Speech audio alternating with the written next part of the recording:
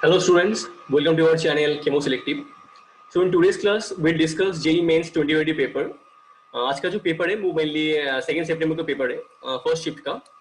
तो हमने maximum questions यहाँ पे कवर किया है. तो आप अपने जो क्वेश्चन पेपर का अटेम्प्ट किया है वो एक बार यहाँ पे क्रॉस चेक कर लो, ठीक है. ओके. और जो लोग नए हो, जो लोग अगले साल देने वाले हो पेपर JEE मेंस, वो भी यहाँ पे आप एक बार अपना रिवीजन कर सकते हो या जो क्वेश्चंस यहाँ पे वो आप अपने नोटबुक में नोट कर सकते हो. ओके. फर्स्ट क्वेश्चन देखो यहाँ पे ऑर्गेनिक केमिस्ट्री से क्वेश्चन आया है, जीओसी का क्वेश्चन है. ये वाला जो क्वेश्चन है वो जीओसी का पार्ट है, ठीक है. ये वाला पार्ट आपका जीओसी से पूछा गया था. आईयूपीएसी नेम, यहाँ पे कंपाउंड दिया है ऑर्गेनिक कंपाउंड जिसका आईयूपीएसी नेम आपको बोलना है. देखो बहुत ही इजी क्वेश्चन है. यहाँ पे क्या है, अच्छा यहाँ पे 2 एसिड ग्रुप है, एक अल्कोहल ग्रुप है, ठीक है. नंबरिंग आपको पता है ये, ठीक है. नंबरिंग कैसे कर लोगे, 1 2. तो इसका नाम क्या होगा, ध्यान से देखो, 2 हाइड्रोक्सी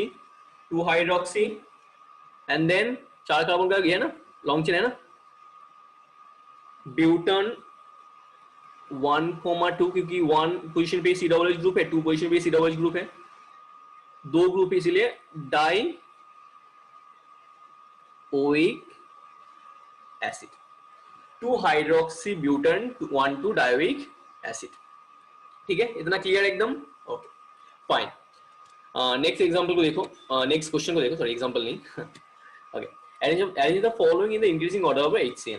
यहाँ पे 4 ऑप्शंस दिया है, मतलब यहाँ पे जो 4 अलग अलग कंपाउंड्स दिया है, इसके साथ आपको HCl का रिएक्शन करवाना है, ठीक है. HCl का आपका रिएक्शन करवाना है. अच्छा, HCl को जब तोड़ोगे क्या मिलेगा आपको, H+ एंड Cn-. यहाँ पे जो Cn- है ना, वो एज ए न्यूक्लियोफाइल बिहेव करेगा वो, ठीक है. तो Cn- अगर Cn- as a nucleophile behave कर रहा है तो ऑब्वियसली बात है यहाँ पे इलेक्ट्रोफाइल भी होगा ना, जहाँ पे अटैक होने वाला है. तो आपको इन चारों कंपाउंड में इलेक्ट्रोफिलिक सेंटर ढूंढना है और आपको देखना है कि वो जो इलेक्ट्रोफिलिक सेंटर है वो कितना इलेक्ट्रोफिलिक है. इलेक्ट्रोफिलिसिटी मतलब होता है कितना डेल्टा पॉजिटिव है उसमें, ठीक है. ध्यान से देखो, इन चारों के चारों कंपाउंड्स में एल्डिहाइड कॉमन है, देखो, ठीक है. CHO वाला पार्ट कॉमन है, ठीक है. तो यहाँ पे मान लो, मैं यहाँ पे अलग से दिखा रहा हूँ आपको, okay, double bond O hydrogen.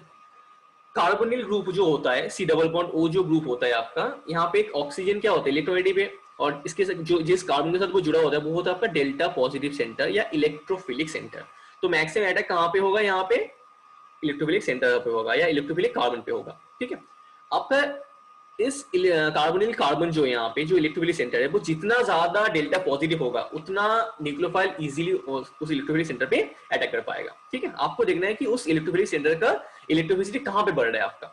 Obvious सी बात है, अगर मान लो इसके नजदीक या नेबरिंग कार्बन में कोई अगर इलेक्ट्रॉन विथड्रॉइंग ग्रुप जुड़ा हो, ठीक है, तो मान लेते हैं यहाँ पे कोई एक ग्रुप जुड़ा है इलेक्ट्रॉन विथड्रॉइंग ग्रुप, तो वो क्या करेगा, ऑब्वियस सी बात है यहाँ का जो कार्बन का जो इलेक्ट्रॉन है वो अपनी तरफ पुल करेगा, जिसकी वजह से क्या होगा, यहाँ पे जो इलेक्ट्रोफिलिसिटी पहले था या डेल्टा पॉजिटिव पहले था उसका जो परसेंटेज है या मान लो उसका जो कैरेक्टर डेल्टा प्लस कैरेक्टर है वो बढ़ जाएगा अभी, क्योंकि इलेक्ट्रॉन डोनेटिंग ग्रुप जो नेबरिंग इलेक्ट्रॉन डोनेटिंग ग्रुप हो वो इलेक्ट्रॉन को अपनी तरफ पुल करेगा, जिसकी वजह से यहाँ पे जो इलेक्ट्रोफिलिसिटी वो बढ़ जाएगा. सीधी सी बात है कि नहीं. तो यहाँ पे देखो, अगर हाँ और एक बात है, अगर मान लो इलेक्ट्रॉन डोनेटिंग ग्रुप की जगह पे अगर इलेक्ट्रॉन विथड्रॉइंग ग्रुप की जगह पे अगर इलेक्ट्रॉन डोनेटिंग ग्रुप होता तो आप क्या करते.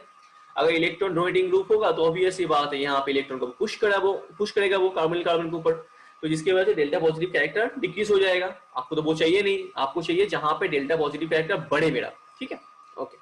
अभी ध्यान से देखो, यहाँ पे चारों कंपाउंड्स में से OCH3 वाला जो पार्ट है, OCH3 क्या है, ऑक्सीजन के पास लोन पेयर है, तो लोन पेयर वो डोनेट कर सकते हैं यहाँ पे.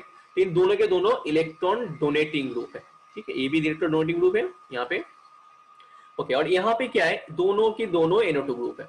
तो NO2 ग्रुप क्या होता है आपका, इलेक्ट्रॉन विथड्रॉइंग ग्रुप है, ठीक है. अभी देखो देखो यहाँ पे पोजीशन का खेल है यहाँ, ठीक है.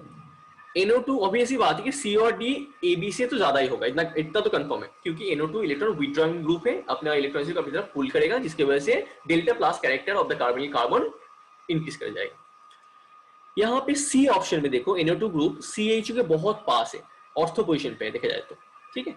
तो जितना पास होगा कार्बन कार्बन के उतना ज्यादा अपना जो इलेक्ट्रॉन विथड्रॉइंग जो कैपेसिटी है वो ज्यादा दिखा पाएगा, ज्यादा अप्लाई होगा, जिसके वजह से यहाँ पे डेल्टा प्लस कैरेक्टर बढ़ जाएगा आपका. तो यहाँ पे CN- इजीली इस कार्बन कार्बन पे अटैक कर सकता है आपका, ठीक है। तो यहाँ पे C का सबसे ज्यादा होगा, है कि नहीं। उसके बाद क्या होगा, देखो यहाँ पे उसके बाद D वाला आएगा, क्यों, क्योंकि यहाँ पे भी इलेक्ट्रॉन विथड्रॉइंग ग्रुप है, भले ही थोड़ा दूर है बट है ना इलेक्ट्रॉन विथड्रॉइंग ग्रुप, इफेक्ट थोड़ा कम होगा बट यहाँ पे इफेक्ट तो थोड़ा बहुत तो रहेगा ना। तो C के बाद क्या आएगा आपका D। देन यहाँ पे देखो A और B में से इलेक्ट्रॉन डोनेटिंग ग्रुप जितना दूर रहेगा उतना डेल्टा पॉजिटिव कैरेक्टर बड़ा ज्यादा होगा आपका। यहाँ पे OCH ग्रुप CH ग्रुप से थोड़ा सा ज्यादा दूर है डिस्टेंस पे, तो यहाँ पे इफेक्ट थोड़ा सा कम लगेगा। उसके बाद हम D के बाद क्या आएगा B, एंड लास्ट में आपका ये होगा। समझ में आया। तो यहाँ पे कॉन्सेप्ट क्या था, कुछ नहीं, आपको देखना है जो HCN है वो एक न्यूक्लियोफाइल है, उसको एक इलेक्ट्रोफिलिक सेंटर चाहिए। आप पहले इलेक्ट्रोफिलिक सेंटर पे यहाँ पे आइडेंटिफाई कर लो। आपने देखा कि यहाँ पे कार्बोनिल कार्बन आपके इलेक्ट्रोफिलिक सेंटर है। आपको देखना है कार्बोनिल कार्बन के पास आजू बाजू में जो जो ग्रुप जुड़ा है, जो फंक्शनल ग्रुप है, वो इलेक्ट्रॉन डोनेटिंग है या इलेक्ट्रॉन विथड्रॉइंग ग्रुप है। अगर इलेक्ट्रॉन विथड्रॉइंग ग्रुप है तो ऑब्वियस सी बात है डेल्टा प्लस कैरेक्टर बढ़ेगा। अगर वो थोड़ा सा दूर है, मान लो C डबल बॉन्ड O से थोड़ा सा दूर है या नजदीक है, मान लेते हैं कि नजदीक है, ठीक है, ऑर्थो पोजीशन पे यहाँ पे, तो यहाँ पे इफेक्ट ज्यादा लगेगा, ज्यादा पुल करेगा, डेल्टा प्लस कैरेक्टर बढ़ेगा, CN- इजीली अटैक कर पाएगा। जहां पे इलेक्ट्रॉन डोनेटिंग ग्रुप या इलेक्ट्रॉन विथड्रॉइंग ग्रुप थोड़ा सा दूर जाएगा, भागेगा, उस कंडीशन में इफेक्ट थोड़ा कम लगेगा, तो अटैक थोड़ा सा स्लो रेट में होगा, ठीक है। और इलेक्ट्रॉन डोनेटिंग ग्रुप हुआ तो उसका ऑपोजिट एकदम पूरा, ठीक है। ओके फाइन, तो बहुत ही इजी क्वेश्चन था ये। थर्ड एग्जांपल को देखो या क्वेश्चन को देखो, AB4 मॉलिक्यूल या compound is polar, then structure. आपको AB4 मॉलिक्यूल दिया है और इसका स्ट्रक्चर आपको पूछा है यहाँ पे, और यहाँ पे हिंट क्या दिया है, वो पोलर मॉलिक्यूल है। तो जब पोलर मॉलिक्यूल है तो इस क्वेश्चन को कैसे सॉल्व करोगे, डाइपोल मोमेंट से, ठीक है। डाइपोल मोमेंट से आप इस क्वेश्चन को सॉल्व करोगे, देखो, ठीक है। बहुत अच्छा क्वेश्चन है। आपको पता है कि जो स्क्वायर प्लेनर कॉम्प्लेक्स होता है, ठीक है, या कंपाउंड होता है, उसका डाइपोल मोमेंट क्या होता है, 0, ठीक है। रेक्टेंगुलर प्लेनर, इसका भी डाइपोल मोमेंट 0। बच्चे फंस जाते हैं C और D ऑप्शन में से, टेट्राहेड्रल एंड ट्राइगोनल बाइपिरामिडल। देखो टेट्रा में बहुत सारे कंपाउंड्स होते हैं, जैसे कि मान लो मैं यहाँ पे CH4 भी एक टेट्राहेड्रल कंपाउंड है, ठीक है, और मान लो अमोनिया, ये भी एक टेट्राहेड्रल कंपाउंड है, ठीक है। अगर देखोगे आप CH4 में क्या है, यहाँ पे जो डाइपोल मोमेंट है वो 0 है आपका, ठीक है। बट अमोनिया में डाइपोल मोमेंट 0 नहीं है, ठीक है, क्योंकि पिरामिडल शेप होता है इसका। बट आप कैसे पहचानोगे, यहाँ पे तो कोई एग्जांपल दिया नहीं है। ध्यान से देखो यहाँ पे क्या दिया, AB4 मॉलिक्यूल, तो 4 जो B एटम है वो सेम एटम है, तो ऑब्वियस से बात NH3 तो होगा नहीं यहाँ पे, है कि नहीं। तो क्या होगा, आपका CH4 टाइप मॉलिक्यूल होगा जिसका डाइपोल मोमेंट 0 होगा, ठीक है। तो AB4 का स्ट्रक्चर तो होगा नहीं है। Okay fine. अभी देखो यहाँ पे ट्राइगोनल बाइपिरामिडल कैसा दिखता है, वो ट्राइगोनल बाइपिरामिडल, ध्यान से देखो, कुछ इस तरह दिखेगा ना, इसको हम TBP मॉलिक्यूल बोलते हैं, है कि नहीं। ट्राइगोनल बाइपिरामिडल में क्या होता है, या तो फिर जो आपका एक्सियल बॉन्ड्स है वो या तो फिर ज्यादा बड़ा होगा इक्विटोरियल से, या कभी कभी कम भी होता है, आप आगे जाकर पढ़ोगे इलोंगेशन वो सब चीजें, ठीक है। तो यहाँ पे ट्राइगोनल बाइपिरामिडल में क्या होता है, डाइपोल मोमेंट जो होता है आपका 0 नहीं होता, क्योंकि यहाँ पे दो पोजिशन है, आपका इक्विटोरियल पोजिशन है, एक आपका एक्सियल पोजिशन है, तो यहाँ पे डाइपोल मोमेंट 0 नहीं है आपका, ठीक है। तो ये आपका एक पोलर मॉलिक्यूल है, तो आप इजीली यहाँ पे थर्ड ऑप्शन, जो थर्ड क्वेश्चन है, इसका आंसर आप ट्राइगोनल बाइपिरामिडल आंख बंद करके बोल सकते हो, ठीक है। Okay fine. नेक्स्ट देखो, चौथा वाला क्वेश्चन जो है, बेस्ट सुइटेड फॉर एसेनॉन रिएक्शन, मतलब एसेनॉन रिएक्शन में कौन सा होगा स्टार्टिंग मीडियम सबसे ज्यादा इफेक्टिव होगा, ठीक है। ध्यान से देखो कॉन्सेप्ट क्या है, पहले SN1 रिएक्शन में जो आपका इंटरमीडिएट है दैट इज कार्बोकैटायन, ठीक है। और कार्बोकैटायन को यहाँ पे सबसे ज्यादा स्टेबल होना पड़ेगा, स्टेबल कार्बोकैटायन ही आप पे एसेनॉन रिएक्शन यहाँ पे देता है, ठीक है। अगर आप इसका स्टेबिलिटी ऑर्डर देखोगे तो इसका स्टेबिलिटी ऑर्डर क्या होगा, इसका ऑर्डर क्या होगा, ध्यान से देखो, एलाइलिक हो या बेंजाइलिक हो, ठीक है। मान लो कि यहाँ पे बेंजाइलिक लिया मैंने, ठीक है, कार्बोकैटायन लिया, इसका सबसे ज्यादा SN2 रिएक्शन देने के चांसेस बहुत ज्यादा है क्योंकि ज्यादा स्टेबल है, and then third degree carbocation, then second degree, then first degree carbocation. अभी यहाँ पे देखो क्वेश्चन में क्या दिया है, CH3Br, यहाँ पे अगर Br को आपने निकाल दिया तो CH3 के ऊपर, मतलब CH3 के कार्बन के ऊपर प्लस आ जाएगा, यहाँ पे अगर Br को निकाल दिया तो C6H5 मतलब बेंजीन के ऊपर कार्बोकैटायन आएगा, मतलब कुछ इस तरह आएगा, कुछ इस तरह दिखेगा, जो सबसे ज्यादा अनस्टेबल है, ऐसा होता नहीं है नॉर्मली, ठीक है, बहुत ज्यादा अनस्टेबल होता है वो। उसके बाद यहाँ पे ब्रोमीन को निकाल दोगे तो कार्बोकैटायन यहाँ पे आएगा, यहाँ पे निकालोगे तो यहाँ पे मतलब CH3 CH2 प्लस यहाँ पे आएगा ऐसे। अभी ध्यान से देखो, ये भी जो आपका है, आपका फर्स्ट डिग्री कार्बोकैटायन है, ये तो होगा नहीं, छोड़ो, ये तो एकदम सबसे लीस्ट स्टेबल होगा। यहाँ पे जो है वो भी फर्स्ट डिग्री कार्बोकैटायन है, बट यहाँ पे देखो, इसको ध्यान से देखो, ये क्या है आपका C6H5CH2, मतलब ऐसा है ना, बेंजाइलिक कार्बोकैटायन है ना, और आपको पता है कि बेंजाइलिक कार्बोकैटायन क्या है, सबसे ज्यादा स्टेबल होता है एसिनॉन रिएक्शन के लिए, ठीक है, सबसे ज्यादा सुइटेबल होता है। तो इस आंसर क्या होगा आपका सी। बहुत इजी क्वेश्चन था, आई थिंक मैक्सिमम बच्चों ने इसको अटेम्प्ट किया होगा। उसके बाद देखो, ये भी बहुत ही अच्छा क्वेश्चन है, यहाँ पे कार्बोकैटायन और रीअरेंजमेंट का क्वेश्चन है ये, ठीक है। यहाँ पे मेनली क्या है, आपको पता है ना कि जहाँ पे कार्बोकैटायन फॉर्म होता है वहां पे रीअरेंजमेंट के चांसेस बढ़ जाते हैं, है कि नहीं। कार्बोकैटायन एंड रीअरेंजमेंट, ध्यान से देखो, आपने क्या दिया, पहले क्या दिया है, यहाँ पे एक एल्कीन है, एक 5 मेंबर रिंग है, ठीक है। यहाँ पे आपने पहले H+ दिया है, मतलब आपने एसिड दिया है। तो फर्स्ट स्टेप में क्या होगा, ध्यान से देखो, फर्स्ट स्टेप में जो होगा, ओके, पहले यहाँ पे देखो, या तो फिर इस कार्बन के थ्रू वो H+ को ट्रैप कर सकता है, या तो फिर इस कार्बन के थ्रू उसने कार्बन को H+ को ट्रैप कर सकता है। अगर इस कार्बन के थ्रू उसने H+ को ट्रैप किया तो कार्बोकैटायन यहाँ पे आएगा, ठीक है, जो होगा फर्स्ट डिग्री। अगर मान लो इस कार्बन के थ्रू से H+ को ट्रैप किया तो कार्बोकैटायन यहाँ पे आएगा, जो होगा आपका सेकंड डिग्री कार्बोकैटायन। कौन सा वाला स्टेबल है, सेकंड डिग्री कार्बोकैटायन। तो आप कौन सा वाला बनाओगे, ऑब्वियस सी बात है, ये वाला कार्बोकैटायन बनाओगे। तो यहाँ पे अटैक किया हाइड्रोजन को और कार्बोकैटायन यहाँ पे आया आपका, क्योंकि आपका सेकंड डिग्री कार्बोकैटायन, ठीक है। पहले तो आपको ये देखना है, ओके फाइन, ठीक। उसके बाद आपको क्या करना है, माइग्रेट करवाना है। देखो ध्यान से देखो, आप कैसे माइग्रेट करवाओगे, दो चांसेस है। माइग्रेट कहां से होता है, अल्फा पोजीशन से होता है आपका। इस कार्बोकैटायन के रेसिड्यू में अल्फा कार्बन कौन सा है, यहाँ पे। अभी आप कौन कौन से बॉन्ड को माइग्रेट करवा सकते हो, देखो एक तो आपका यहाँ पे ये वाला बॉन्ड है, और दूसरा जो रिंग का बॉन्ड है उसको आप माइग्रेट करवा सकते हो। ध्यान से देखो, यहाँ पे 5 मेंबर रिंग है, थोड़ा सा एंगल स्ट्रेन तो होगा ना यहाँ पे, है कि नहीं। यहाँ पे हर एक कार्बन sp3 कार्बन है, तो एंगल स्ट्रेन होगा। तो आपको एक तीर दो निशान लगाना है। अगर मान लो इसको आप यहाँ से माइग्रेट करवाते हैं तो ऑब्वियस सी बात है, यहाँ इस ग्रुप को अगर यहाँ पे माइग्रेट करवाते तो यहाँ पे टर्शियरी कार्बोकैटायन आता, कोई डाउट नहीं था। बट आप अगर मान लो इस 5 मेंबर रिंग का जो ये वाला बॉन्ड है, यहाँ पे जो बॉन्ड है, इसको तोड़ के अगर यहाँ पे फिट कर दोगे तो कार्बोकैटायन यहाँ पे आएगा ही। तो यहाँ पे भी टर्शियरी कार्बोकैटायन मिल रहा है आपको। उसके अलावा भी आपको देखो एंगल स्ट्रेन रिलीफ मिल रहा है, 5 मेंबर से 6 मेंबर रिंग फॉर्म हो रहा है, sp3 कार्बन था ना, है कि नहीं। तो यहाँ पे एंगल स्ट्रेन थोड़ा कम हो गया। तो मैं बोल रहा हूँ कि एक तीर दो निशाना, एक तो आपने एंगल स्ट्रेन को कम किया और दूसरा क्या है, टर्शियरी कार्बोकैटायन लेके आ गए। तो यहाँ पे माइग्रेट किसको करवाओगे, इसको नहीं, आप इस बॉन्ड को यहाँ पे शिफ्ट करवाओगे या माइग्रेट करवाओगे। चलो करते हैं, फाइन, ओके, ऐसे किया हम लोगों ने, किया ना, ओके। अभी ध्यान से देखो, यहाँ पे आपका एक वाला पार्ट जुड़ा था, है कि नहीं, ओके, और यहाँ पे था। तो कार्बोकैटायन कहाँ पे आया आपका, यहाँ पे, जो आपका टर्शियरी कार्बोकैटायन है, ठीक है। अच्छा, अभी आप क्या करोगे, ध्यान से देखो, यहाँ पे जो अल्फा हाइड्रोजन है, ठीक है, वो आप यहाँ पे डबल बॉन्ड फॉर्मेशन में यूज करोगे इस कार्बोकैटायन को स्टेबल करने के लिए। तो आपका जो प्रोडक्ट होगा दैट विल बी दिस। बहुत से बच्चे सोचेंगे यहाँ पे, क्योंकि ऑप्शन में तो बहुत से बच्चे सोचेंगे सर यहाँ पे भी तो हाइड्रोजन था, यहाँ पे भी डबल बॉन्ड बना सकते थे हम। ऑब्वियस सी बात है, क्यों नहीं बना सकते आप।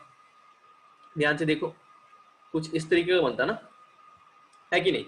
लेकिन प्रॉब्लम क्या है यहाँ पे, ये आपका लेस सब्स्टिट्यूटेड एल्कीन है, ये आपका लेस सब्स्टिट्यूटेड है, और ये आपका मोर सब्स्टिट्यूटेड है। जो मोर सब्स्टिट्यूटेड होता है वो होता है आपका सबसे मेजर प्रोडक्ट या स्टेबल प्रोडक्ट, सबसे ज्यादा स्टेबल होता है। आपने तो पढ़ा ही होगा एल्किन में सेट जेप प्रोडक्ट, हॉपपेन प्रोडक्ट, तो आपका ये सेट जेप प्रोडक्ट है, ठीक है। तो आपका आंसर क्या होगा, डी। क्लियर एकदम, ओके फाइन। नेक्स्ट क्वेश्चन देखो, यहाँ पे कोऑर्डिनेशन केमिस्ट्री का क्वेश्चन है। ये वाला जो क्वेश्चन है आपका कोऑर्डिनेशन केमिस्ट्री से क्वेश्चन पूछा गया है, बहुत इजी क्वेश्चन है, ठीक है। देखो यहाँ पे, okay, when 1 mole of CrCl3.6H2O is treated with an excess of AgNO3 silver nitrate, then 3 mole of AgCl are obtained.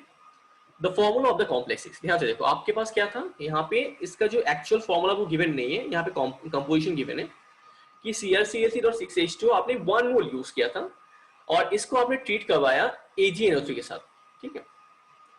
कितना आपको यहाँ पे गिवन नहीं, सिर्फ बोला है एक्सेस AgNO3 आपने यूज किया और उससे आपको 3 मोल AgCl मिला। आंसर यहीं पे छुपा हुआ है, 3 मोल AgCl। इस टाइप के जब क्वेश्चन सॉल्व करोगे ना, आप देखना कि यहाँ पे AgCl कितना मोल मिल रहा है आपका, ठीक है, उसी से क्वेश्चन सॉल्व होगा। तो 3 मोल AgCl आया। AgCl में Ag और Cl का रेशियो कितना है, 1:1 रेशियो है कि नहीं। तो यहाँ पे 3 मोल ऑफ AgCl में Cl कितना होगा, ऑब्वियसली 3 मोल ही होगा, है कि नहीं। तो यहाँ पे देखो एक कॉन्सेप्ट क्या है, AgCl में Cl as a Cl minus के फॉर्म में है, Ag प्लस Cl माइनस, है कि नहीं। तो Cl माइनस हमेशा आउटर स्फीयर से आता है, ठीक है, मतलब स्फीयर जो आपका बॉक्स है, स्फीयर मतलब यहाँ पे देखो मेन पार्ट क्या है आपका, जो आपका आयनाइज्ड पार्ट है, ठीक है। यहाँ पे देखो जो आपका स्फीयर है, ये आपका इनर स्फीयर पार्ट है और ये आपका आउटर स्फीयर वाला पार्ट है, मतलब आयनिक पार्ट है, ठीक है। हमेशा Cl उस कॉम्प्लेक्स के बाहर, मतलब जो आउटर स्फीयर है, जो आयनिक स्फीयर है, वहां से क्लोरीन को आप निकाल सकते हो, ठीक है। यहाँ पे आपने कितना क्लोरीन को निकाला, 3 क्लोरीन को निकाला। कहां से निकाला, आयन स्फीयर से निकाला। तो यहाँ पे आपको देखना पड़ेगा उस थर्ड ब्रैकेट के बाहर 3 क्लोरीन कौन से ऑप्शन में, जिस ऑप्शन में 3 क्लोरीन होगा वही होगा आपका आंसर, ठीक है। अगर मान लो यहाँ पे 2 मोल AgCl मिलता तो आप आंख बंद करके ये वाला बोलते, ठीक है। तो आपको देखना पड़ेगा कितना AgCl मिल रहा है, मतलब उतना Cl माइनस मिलेगा आपको, और उतना Cl कौन से ऑप्शन के बाहर, मतलब आउटर बॉक्स में है, ठीक है, आउटर स्फीयर में है। तो आप देख रहे हो यहाँ पे बी एक ऑप्शन में जहां पे बाहर ClC है, 3 Cl है, ठीक है।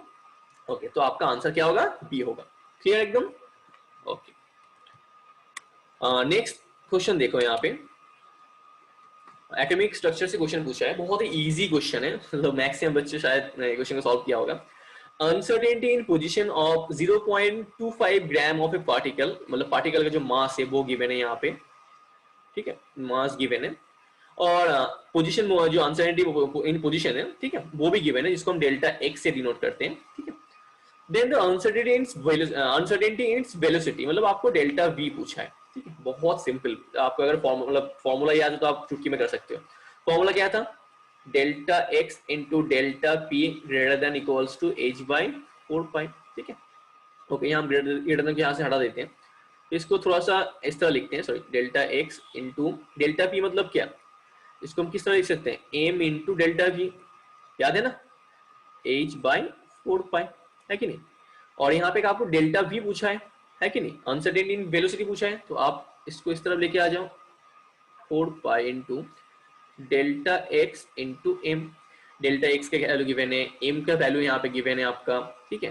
4 पाई, पाई मतलब 3.14, पाई का वैल्यू 3.14 है। एच मतलब क्या आपका प्लैंक्स कांस्टेंट 6.625, वो तो गिवन ही होता है नॉर्मली क्वेश्चन में, 34 जूल पर सेकेंड, ठीक है। तो इसको आप कैलकुलेट करोगे तो आपको डेल्टा भी यहाँ पे मिल जाएगा। क्लियर एकदम। 7 क्वेश्चन मैंने यहाँ पे डिस्कस किया, पार्ट 2 में और भी क्वेश्चन मैं डिस्कस करने वाला हूँ, ठीक है। आई थिंक आप लोगों को अगर समझ में आया है तो प्लीज लाइक कर देना, सब्सक्राइब कर देना चैनल को और दोस्तों के साथ शेयर करना।